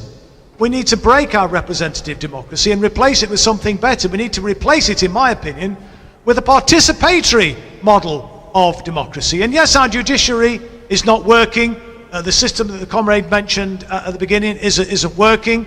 It's actually penalising people, treating people appallingly. Parliament's not working, but keep the pressure up. Keep pressuring, that's all we can do. But in the meantime, until such time as we do find a way of finding common cause with each other, then this system's going to continue. And let's remember, the British Empire was the most successful empire in the world, and they're past masters, the establishment, at divide and rule. And we have to break through that. Instead of falling out with each other, and people on the left and people on progressive politics are very good at that, finding things that we disagree with each other about, let's actually focus on the real enemy. And the real enemy, of course, are the elites in society. It's corporate capitalism, it's neoliberalism, it's imperialism. And we have, Joe Cox made this point, there's more that unites us than divides us. Keep that in mind. Keep that in the forefront of everything that we do. And as I say, rather than finding those areas that we disagree with each other about, and there will be areas, there will be nuances, of course there will. But let's remember that we need to keep our eyes on the prize. And the eyes on the prize is building a decent society, a better society, a good society. And of course it's possible to do. We are the 5th biggest economy in the world. There's no need for anybody to be living in poverty. And there's certainly no justification for the imperialist wars that we've been engaged in. Support the work of Andrew here, for example, who's doing some brilliant work on exposing the arms trade. It's crucially important that we do from here, all of us, because all of us in this room, we're opinion formers. Let's go out and raise political consciousness, because I'm absolutely convinced that when people are armed with the information, they will not tolerate this totally broken and unjust system. Solidarity, comrades. Apologies, I've got to leave.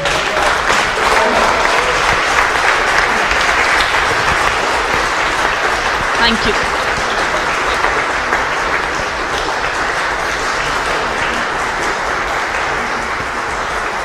Thank you, Chris. May I invite some more questions from the audience, and you're now welcome to ask questions of any of the speakers. So, any questions? Yes, please. And could I just request that we will have to close up in about 10 or 15 minutes. So if we can keep questions short, we might get more in. Thank you. And if you could just project, because that mic is only for the streaming, so it doesn't, we can't always hear a question, I think, for Andrew is, I'm particularly unhappy with the way these court proceedings against Julian Assange have proceeded, and I think really there needs to be a way that we hold these judges to account, because what's happened? What's happening? We've had this superseding indictment introduced halfway through the case. So it's completely unacceptable. Should be thrown out. And we've got another hearing going on where we know the key witness has lied. It's just that this is farcical.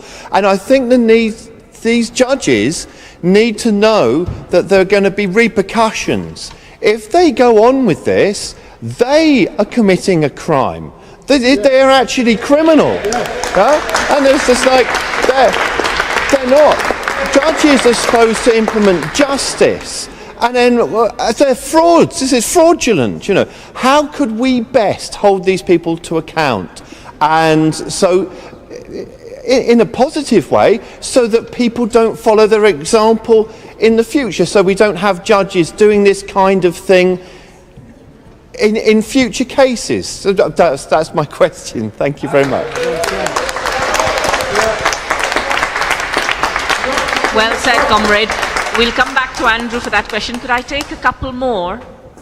Yes, Eric, please. Eric, of course, has been seen outside Belmarsh prison and elsewhere, and it's wonderful to have someone who's leading the way, irrespective of the weather and irrespective of how things are. Thank you very much. Just as loud as I can. Okay. As we know, the Crown Court Judge Vanessa Bareitzer said Julian should not be extradited. And of course she gave a reason, which I think none of us would like, although we were glad when she said should not be arrested. But she said because he would be able to circumvent, which means to get around, any suicide prevention measures of the United States. I think one can question that. It seems to me they watch you every minute of the day. But anyway, she said that. But then she said something else, which I didn't know until now, that Julian had to remain in jail until the appeal of the United States, as we know, in September. We're in October now, careful, in September. So the United States said, yes, they wanted to have him extradited, you see, but there was a decision unofficially. Officially, they said, we will decide in October, which is now, okay? Now, we can't predict what they might say tomorrow and the day after. But having already reserved what is, I think, a dubious right to say we will decide in October, what is to prevent them tomorrow, the day after, because the 28th, it's 2 days, okay? What is to prevent them from saying, again, we will not give our answer as to whether or not it should be extradited or not. We'll do that in December. And then in December, they can say the same thing. We'll do that in Easter. Easter the same. It goes endlessly. Over a year ago, a medical team examined Julian Assange and said he was in urgent care of medical treatment in a proper teaching hospital. They said this, okay? There was a prognosis. We're talking about science, you see. We're not talking about speculation, okay? So we have to say that if the decision is, we hope it isn't, of course, but if it is that we won't give our answer now, we'll give our answer in December, not only does this go against a demand you've heard us utter many times, there's only one decision, no extradition. We didn't say there's a second possibility. The second is that they would Thank you. not give an answer. We didn't say wind that. up because I need to Perhaps take the one law more allows question, us, I don't please. know. I mean, you know, Thank it's so obscure. You know. Thank you. But anyway, as far as we know, when they made that promise, Thank you. they'd give their word. They would tell us in October, then they should tell us. They can't say Thank we're you. going to tell you in December, January, and all that. Okay, so this is important. We should say that, and we should insist Can we on take it. the- if They you have don't not mind, kept we their stop word and- unless they give an answer then. Thank you. Thank you so much. Thank you, Eddie. Thank you. Very important.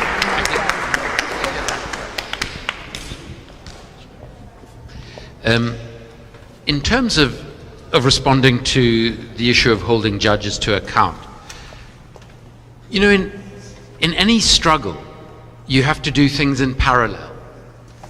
The reality is, the way we look at the global arms trade is that the only thing that is going to bring real profound change to the nature of the arms trade and the militarism that informs it is profound political and economic change in the way we're governed, in the way our economies are structured. And I'm not convinced that's going to happen in my lifetime. But that doesn't mean that one shouldn't struggle towards it. At the same time and in parallel, one has to deal with the situation as one finds it in the here and now.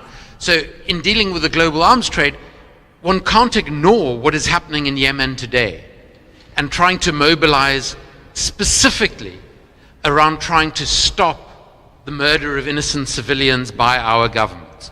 And it's a similar issue when it comes to the judiciary and to what we're seeing in the case of Julian. So the first very important thing to bear in mind is that there are many things we can do in the here and now. There have been complaints that have been lodged. So misconduct in public office complaints have been lodged in relation to judges Taylor, Snow, and Arbuthnot. Those have been made. They are on the JADC website. They need to be supported. So every one of us needs to look at that website and needs to ensure that as many other people as possible see those complaints and support them. Then we've got to look at the antiquated system of justice in this country.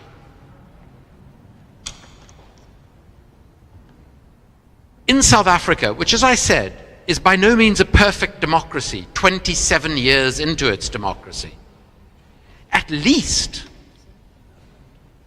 there is a public process in which public representatives ask questions of potential judges.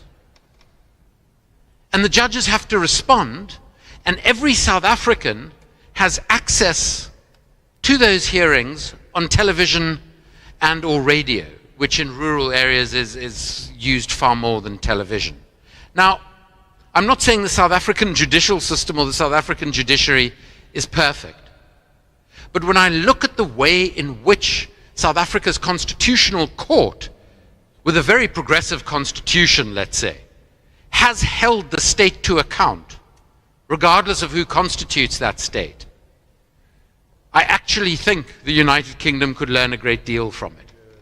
So I think there are processes that could be brought to bear that would make the appointment of judges a more open, a more public, a more participatory process.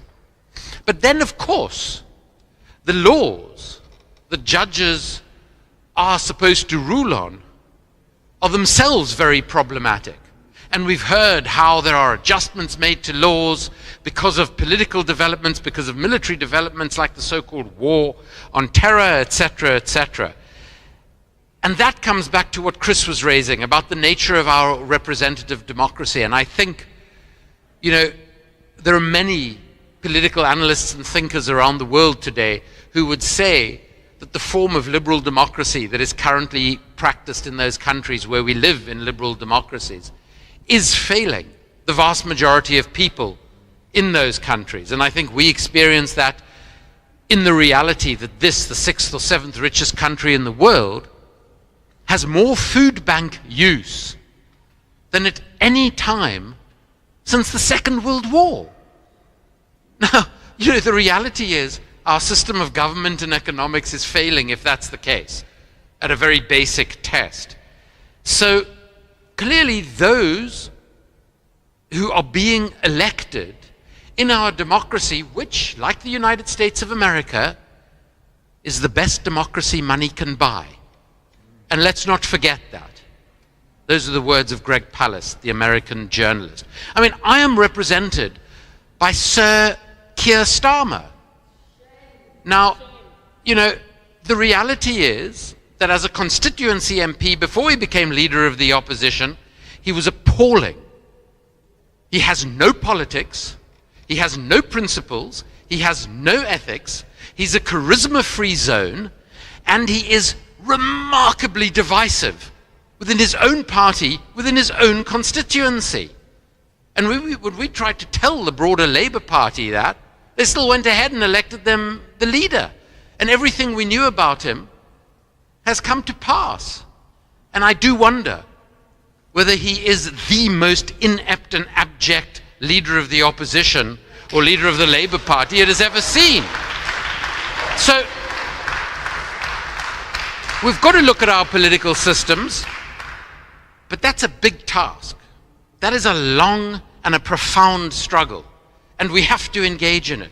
But at the same time, we've got to do the things we can do now. So I would say to you, when we go home from here, let's all look at the JADC website. Let's look at that complaint and let's support it so something can start happening in the here and now.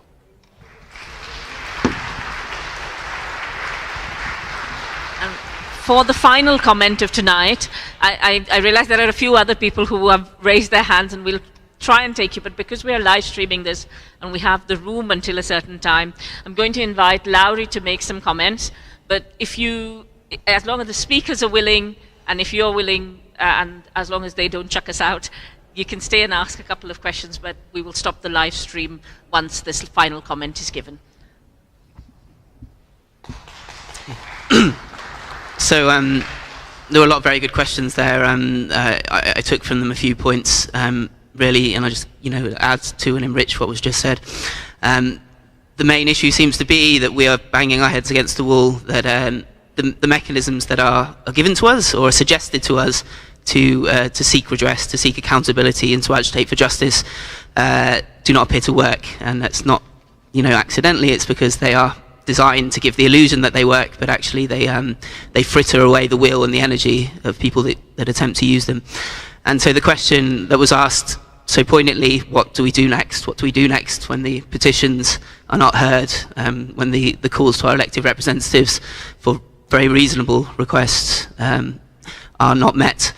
And the answer was given by my comrade, Andrew Feinstein here, that or to use the phrase of the revolutionaries in the United States in the 60s, the Black Panther Party, you wield dual power. And how you wield dual power is when an institution is not serving your needs, then you build alongside that a parallel institution that does serve those needs. So when there are people who are not represented by their members of parliament, because the members of parliament care for the rich and the corporations, and those people gather at the food banks in their hundreds, then you go to those food banks and you help feed the hungry, and you help give succor to the people that have no hope. And to slightly adapt the suggestion of some of my American anti-fascist anarchist comrades, you arm the homeless not with rifles or pistols, but you arm them with the ability to know and understand how these systems work, and how that they can build strength through a mass movement, and you form a mass movement through providing mutual aid. That is something that we have had the opportunity to do in this pandemic, in this test of our collective character, when people have been struggling, and people still struggle, even though we are pretending that all is back to normal, that we have the ability to work within our communities, to organise and to offer when one has something spare and another has a need for it, or when one has time and emotional energy and another is lonely and feeling isolated, you go out and do those things. And while you're doing those things, you have the conversation and you build institutions and organizations that work in parallel. These can be political, these can be organizations. You do not have to go do things through the ballot box. Most of the real political struggles that have been won in this country and around the world have not been won at the debating between accepted candidates that get through the filtration process of the organized political parties. They've been won in the streets through mass movements. We only have to look back to the poll tax or anything that has been successfully resisted in this country, and it happens when enough people get together and say no more, here we stand, we can do no other, and we will stop and obstruct this system, and we will put our bodies against the gears and the levers, and the machine will be made to stop.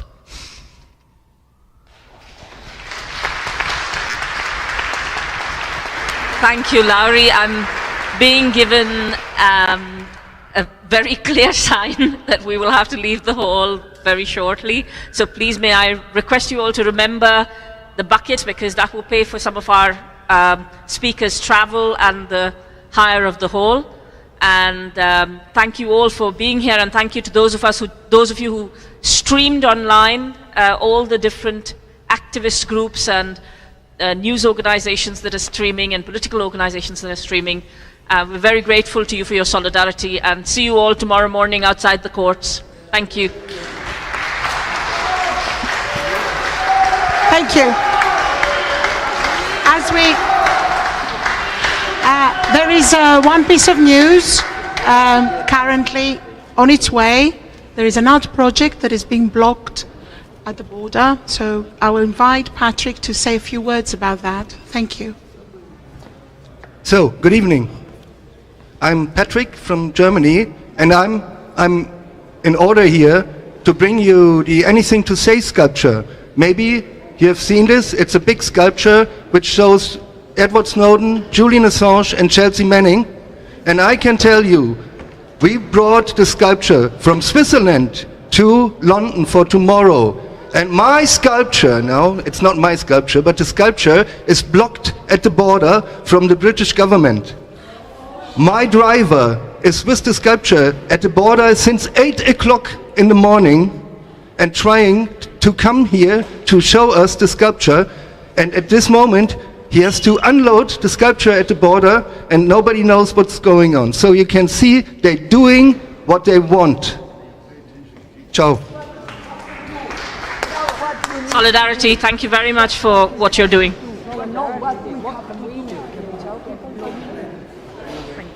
They're not saying why. Sorry.